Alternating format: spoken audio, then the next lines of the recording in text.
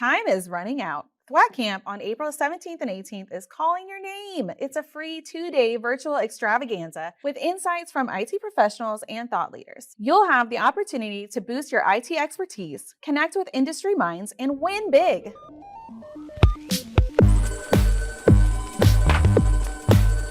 Welcome to SolarWinds TechPod. I'm your host, Chrystal Taylor, and with me, as always, is my co-host, Sebring. Today, we want to take an inside look at our annual free virtual event, THWACKcamp. To help us illuminate the process, preparation, and work that goes into making this wonderful event a success is Matt Murray, producer of THWACKcamp. Matt, can you tell us a little bit about yourself? Sure. Hi. Thank you for having me. So my name's Matt. I've worked for SolarWinds for about 10 years now. In that time, I have worked on producing 8 THWACK camps along the way. So this is my 8th time.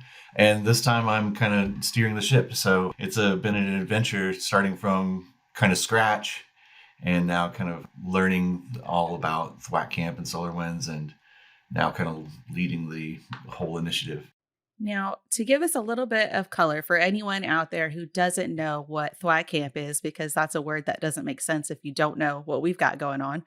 And for clarification, this will be the 11th THWACKcamp. So you having been a part of that many is really significant. You've had a hand in it from the beginning, even if you haven't been fully steering the ship. So I think it's important to kind of illuminate what exactly is THWACKcamp and why is it called that? So yeah, THWACKcamp is our annual customer event where we focus on learning. So, how to get a little bit better at using SolarWinds tools, how to, think about, the industry and, the things that are changing out there, the exciting new stuff that's coming up. We try to have a lot of fun and try to make it educational and useful at the same time.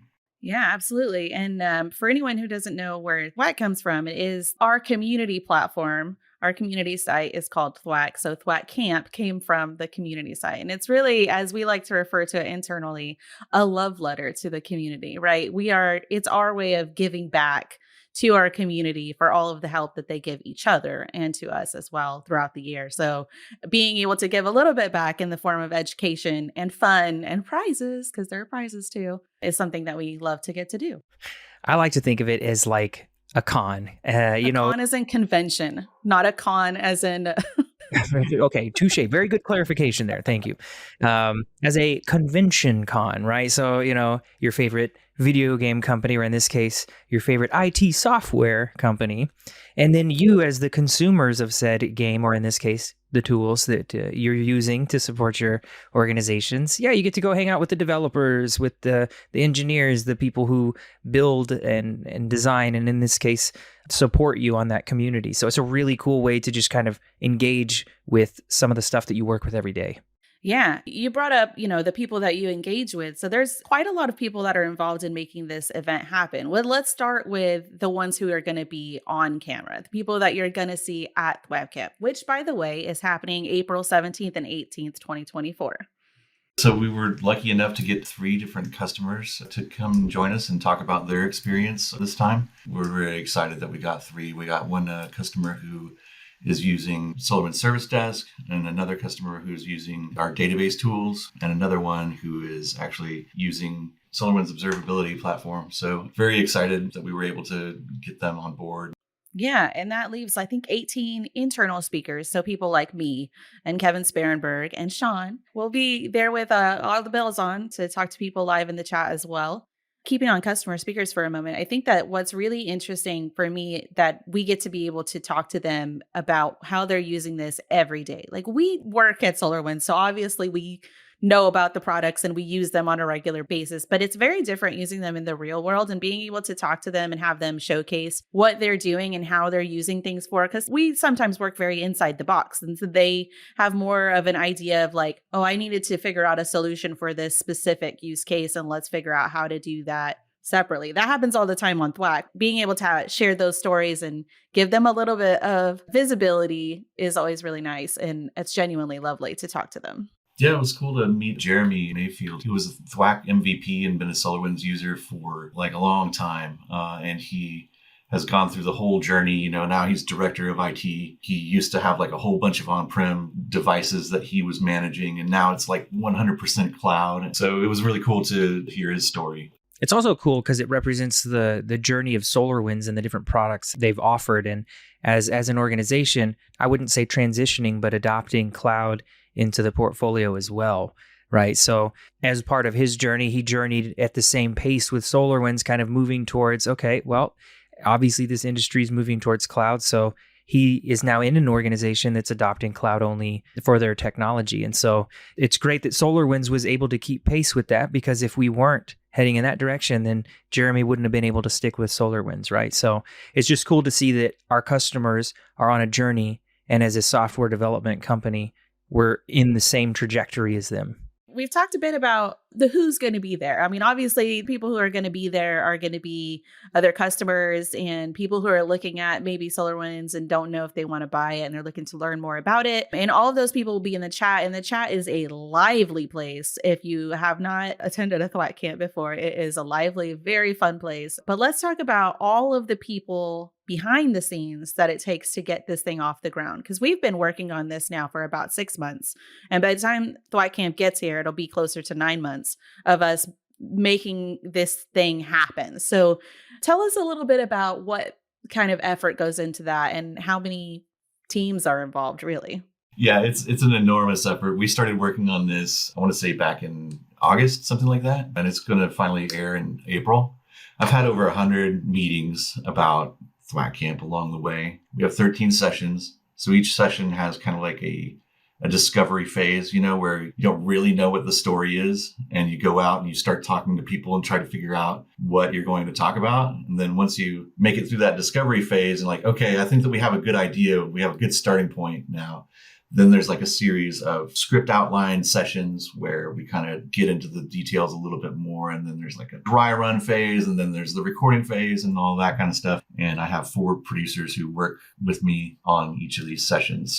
Well, and the story sometimes changes, right? I mean, like we have started with an idea and it was a really good idea. And then all the way through until you're doing recording, something will happen and someone will have a thought while you're recording and it just takes off into a whole other direction than you were planning to. But it's still a really good story. And I think I noticed that you stopped at recording, but that isn't where the work stops. So I feel like you have to illuminate a little bit more what happens after recording. There's a lot of work that goes in post. We like to tighten everything up so that it's really punchy and the timing works really well for our viewers. Then there's music and animation and all kinds of stuff that goes into this. So, and I was going to ask, this is your full-time job, just THWACK camp, right? That's the only thing you're working on. I also work on product videos and major like advertisement campaigns and things like that for the company. So I work for the marketing department. We have the privilege to work for a really smart audience, so the people that I'm trying to talk to are trying to solve a specific problem already. I'm not trying to sell anybody anything that they don't need. Well, and you bring up an interesting point that while you work for the marketing department, and we are a sales company, and so when you think marketing, you think targeting to a sales perspective. With a project like this, right, and this is kind of something you'll do in addition to your normal marketing role, right? Like you said, making product videos. These are from a different perspective, right? This is from the perspective of a customer already in the shoe that we tried to sell them, right? So, I mean, it's cool, like you said, to be able to be creative and think like the customer thinks and meet them at that level, which is, again, what I think is great about THWACK in general is that's where the user is on THWACK. And so we get to make this from their perspective. Certainly the goal is education, not sales like it is for other marketing efforts. Exactly. And that's why I think that out of all of the things that we do, THWACK Camp is the hardest thing to do, but it's also the best thing. It really is community based. We're not trying to sell anybody anything. So Matt, as a producer, and I know you said you had a couple of other producers that help out as well. So what exactly does a producer do for a THWACK camp session? It depends on the session. Some of them I guide myself all the way through the recording process. And then sometimes the producer kind of gets involved to kind of put a creative spin on whatever presentation we're working on, like try to figure out what the next thing is that needs to be done. As a speaker, when we're doing recording and even before we go into recording, the producers add that like creative flair, or they add in a like, "Oh, well, is there maybe a way you can say it in a different way because it doesn't sound quite right, or it's not flowing very well." So like that effort to make this event engaging and still informative, right? Like, because we're technical presenters. So sometimes we get in the weeds a bit and it's not, maybe it's not so engaging anymore. Maybe we're missing a point where we're needing to tighten it up or whatever the case may be, right? We only have a certain amount of time. So we need to make sure that we're getting all of the information possible across. And you guys add that in there. And then not to say that we can't ever be creative, but I think it starts the flow. What you guys are very good at, I think, is bringing the humanism back into the room when you're trying to record these things. So like it's okay. We've got a few minutes. That's kind of the benefit of doing recorded over live as well. It's like if you don't like the way you said a certain thing, or you made a mistake, or you went too far in your presentation ahead and you have to go back, or whatever the case may be, you can make those changes as you go. We try to just give our presenters as much time as they need, encourage them to come out of their shell. Sometimes it takes a little while. I think it's funny because, you can have somebody that you had the greatest conversation with about a topic, right? Even the one you're going to have the session on. And then as soon as they see that little red record button, everything mentally changes for them. And now they're struggling or they're nervous. And it's, again, from the producer side, it's good to be able to remind them that, hey, we're just having a conversation. It's just the same conversation we already had. This time it's just being stashed in a hard drive somewhere, so no pressure. I like to remind them that there's a reason that we invited them to present at THWACKcamp, and that's because they're an expert at this stuff. One of the fun things to see and know that you've done this for me as well is when, you kind of tease out a little bit more of a story. That's part of that kind of changing storyline as well, where like something more interesting may come out or something that is needing to be informed in this episode. Like maybe we didn't think of it earlier, but it actually is really relevant to the conversation we want to have. And we like to say that you've probably learned quite a bit about the software by osmosis at this point, but you don't actually, you've never worked in like an IT role, a standard IT role, right? That's right. But, I've learned a lot about the products. A lot of the stuff that I've learned is actually from THWACKcamp. For a while, I was just kind of an editor, and then I was a producer. After a while, I was like reviewing all of the other producers' THWACKcamp episodes. So I would end up watching them like 4 times. What sounds kind of like gibberish whenever you start working here. Now, all of a sudden, I understand. What a cool way to have gotten complimentary webinars, basically, from experts on topics that many people might pay for. Having not been an IT professional, you've gained so much IT professional knowledge just through observing it over and over and editing and, seeing the different perspectives from different presenters on the same topic. So really cool perspective. It really is. And some of the people that I get to work with are so incredibly smart. Thank you. I didn't want to assume he was talking about us. Clearly. This year is short so far, but what could you say you've learned this year? I guess, one of the simple things that I learned is backups, is one of the things that's like super important for databases because they tend to break sometimes. And then whenever they break, it's catastrophic. Everybody's like, the application's down, database is down, like make sure to practice running backups and know exactly the entire process. Don't wait until there's a catastrophe happening to figure out how to back up a database or restore a database. I don't know if I'll ever manage a database, but that one stuck with me because it seems like a no-brainer, but I never thought of that. At least you have a foundational piece of knowledge in case you do, where to start with a backup.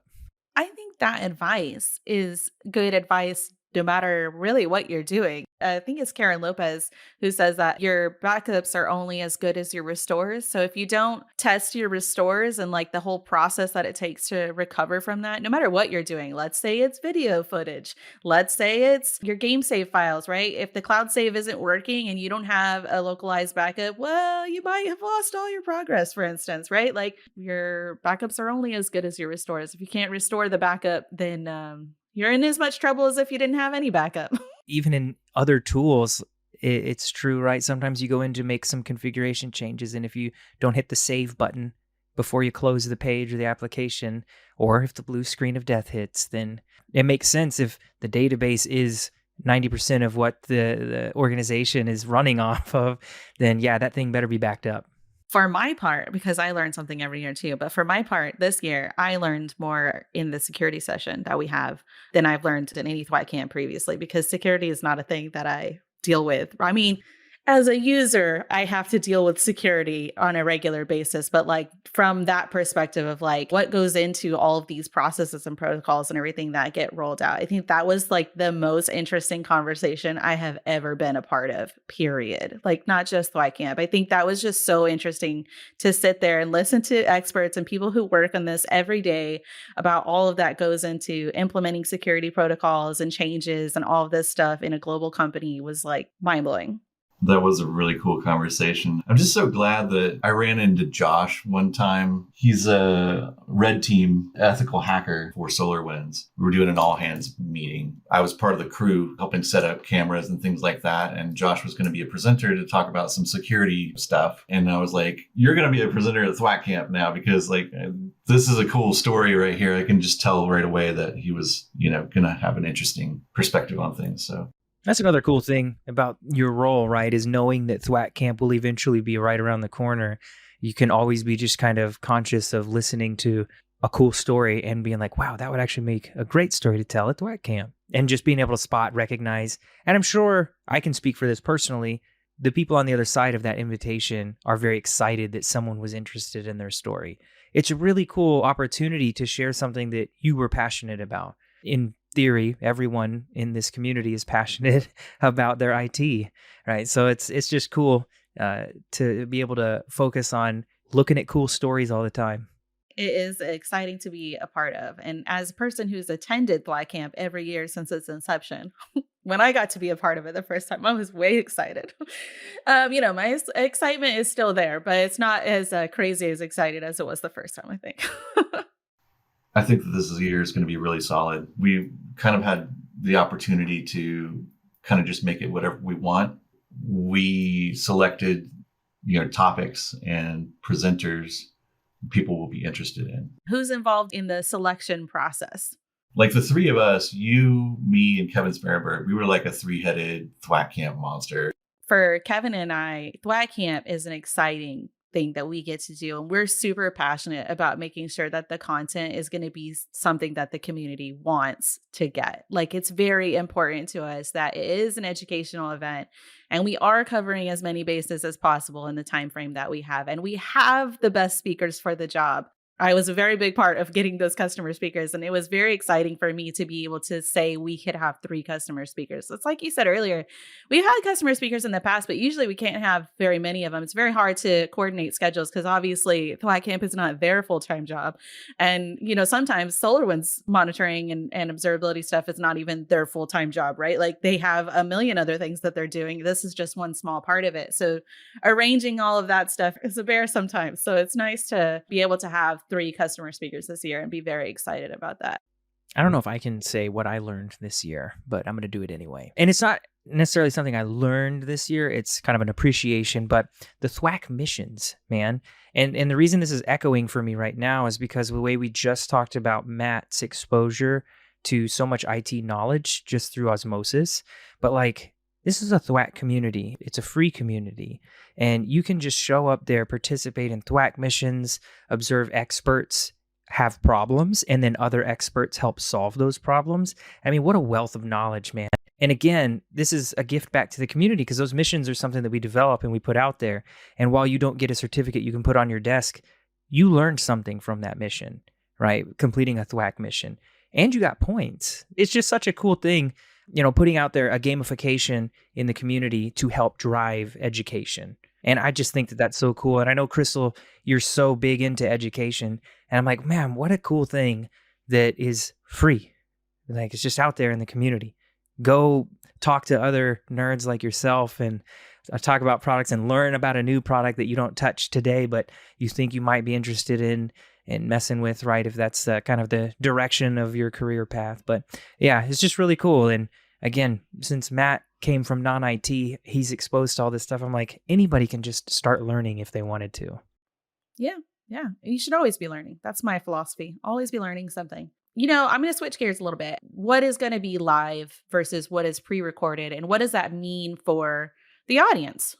Sure. So hopefully we'll have you and Kevin in the studio live. We have a video studio there at SolarWinds and a switcher so we can, send out a live stream. We're going to chat live with the audience, and then we'll have live gift giveaways and kind of like session recaps and fun stuff like that to interact with the audience. The last session on day 2, we're talking about community, right? We are going to be talking about the community in that session, and it will be live. So Kevin and I will have a good time, and we'll probably make some mistakes because that's what happens when you're live is you flub sometimes, and that's okay.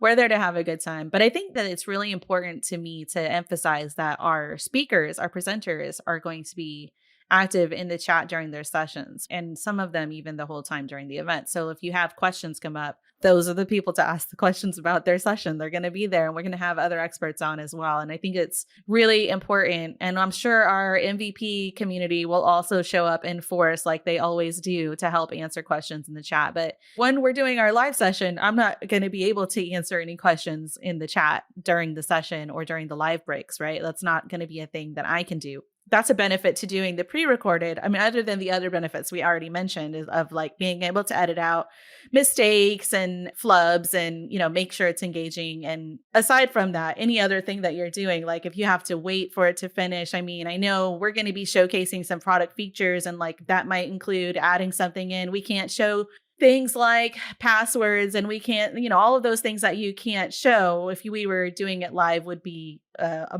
much bigger challenge, I think, than, it would be a lot of like cutaways to camera, I guess. You can't show things. In these sessions, since we're trying to squeeze in as much education as we can, there's just a lot of benefit to some of the stuff being pre-recorded. And I think Matt said something previously, and you can expand on this, Matt, that we get to just focus on getting you what you want, right? Versus, if we kind of tangentially veer off in a live, we can't just say, whoops, that conversation didn't go where we thought it was going to go. At the same time, there's value in just being open to exploring new ideas that you didn't really think about. There's a little bit of both, like having that structure, an idea, what you want to accomplish. But then sometimes just depending on your presenter, they might go this way. And that's fine, as long as like what they're talking about is still, in the spirit of THWACKcamp, and that's great. I love it. Maybe we can get back on topic at some point, but maybe not, and maybe that's okay. I have a analogy and story real quick for that, because the way we're describing it now, it just kind of clicked for me is theater versus film, right? And I was a theater kid in my school years, and something happened veering from the script, right? You can't really just pause when you're on stage. You don't have that option. So we were performing, me and my best friends. We happened to be some lead roles in a play together. And my best friend was Snidely Whiplash, I think was his name. This was like a Dudley Do-Right play, and it was called Tied to the Tracks. And so he was the villain, and I'm the hero, Sheriff Billy Bold. And so I'm the hero with a cowboy hat and a vest on, and he's the snake oil selling, mustache twirling bad guy, right? And the last scene of the play, when we're in our fight, I throw my fake punch at him, and the glue holding his fake twirly mustache comes off. And so his mustache is dangling in front of his mouth. And to keep the show going and keep it entertaining for the audience, he just ripped it off and threw it on the ground to make a scene of, how dare you punch my mustache off? And then we continued our brawl. It was just a really good interpretation of exactly what you said, which is sometimes you didn't know that funny punchline should have been there, but it was really funny. I should have you talk to my son, Sean. He's doing a group project called Odyssey of the Mind, and part of it is an 8-minute performance that they have to do. Watching these 13, 14-year-olds struggle, it's an effort. They're learning that process of like, you can't just stop. You have to keep going. And that is the hardest thing for me. If I say it live, it might haunt me forever. I have a thing that does that. And every time I have to present live, I think, don't say that. That was dumb. That time that you did it was real dumb. And it sticks in my head ever since. I talked to someone about it not that long ago, and they were like, probably no one else remembers that you said that thing. And I'm like, yeah, I know. But in my head, I'm like, don't ever say something that dumb again. So every time I have have to present, I think of this one time that I said something real dumb. It was live and it was a technical presentation. And I was just like, oh, great. That's in my head forever. It's going to, it's going to bother me forever. Now, here's the kicker. Was the live session recorded? It was, but no one has ever mentioned it. It only bothered me. No, it's still permanently out there. It'll haunt you Yeah. forever, Chrystal. The end. Yeah. Okay, so we have hinted at a little bit that we have fun and there's some creativity that goes into this event. So, can you give us a little bit of a preview of some of the fun, creative elements that we're going to see at THWACKcamp this year? We have a guest presenter on THWACKcamp this year named Homer. Doubles as Killa DBA is his alias, and he writes rap songs about databases. They're both hilarious and informative and like awesome and cheesy. And like we got Homer to write a custom theme song for THWACKcamp for us this year.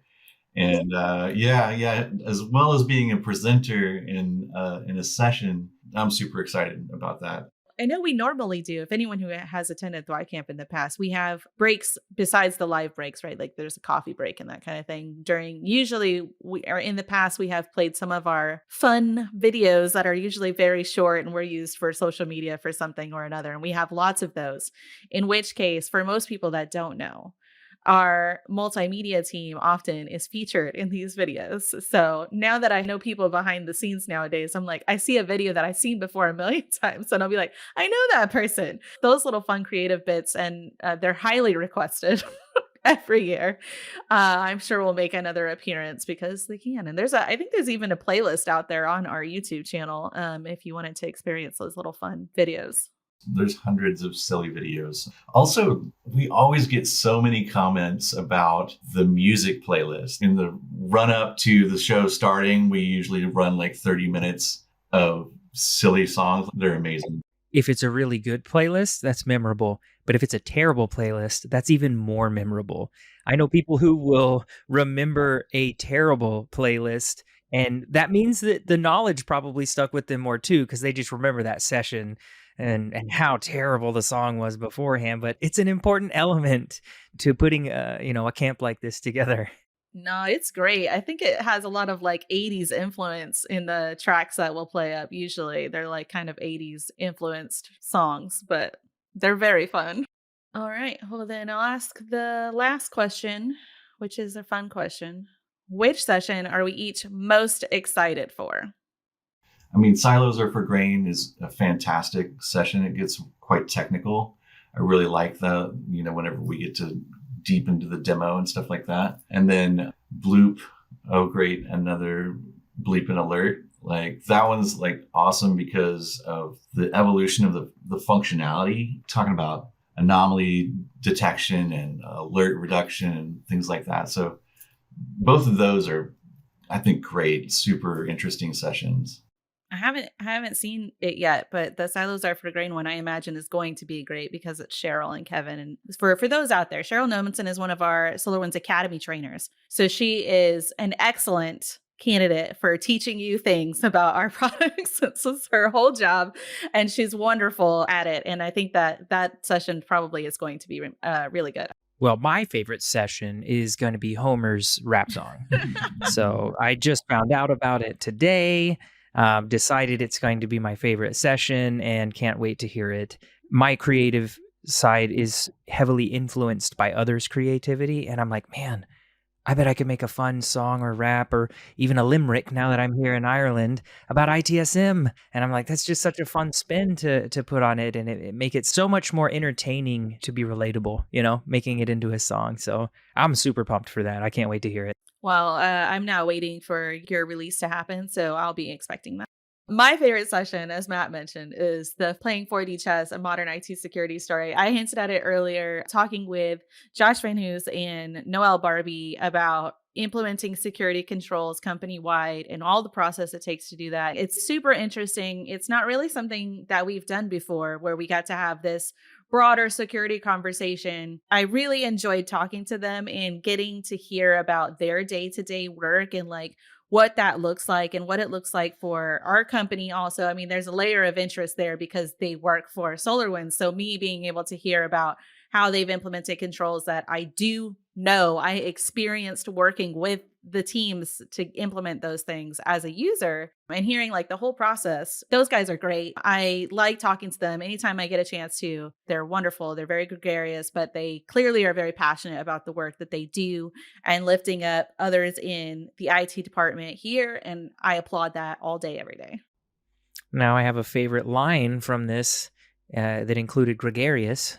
Love a cool, fun word thrown in there. Thank you, Chrystal. That's what I'm here for. Matt, this was awesome.